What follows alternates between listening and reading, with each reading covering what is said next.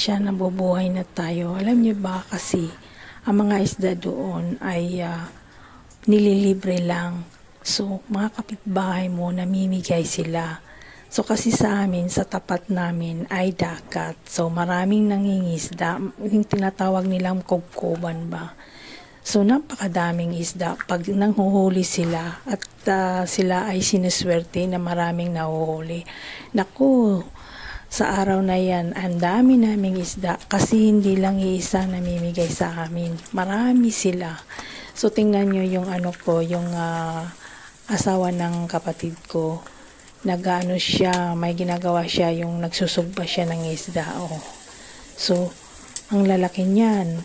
So, araw-araw, pag merong nangingisda, may nagbibigay sa amin. So, libre na kami niyan. Oh. Ang sarap ng sinugba. Oh. Kaya, ang saya-saya ng araw namin pag kami ay nakakakain ng sinugba.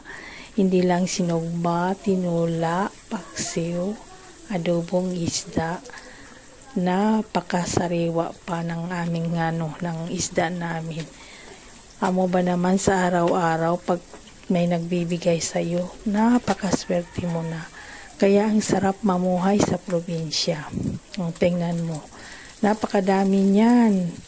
Halos araw-araw meron kaming libreng isda. Kaya pag ikaw ay tumira sa probinsya, lahat ay nalilibre na, pati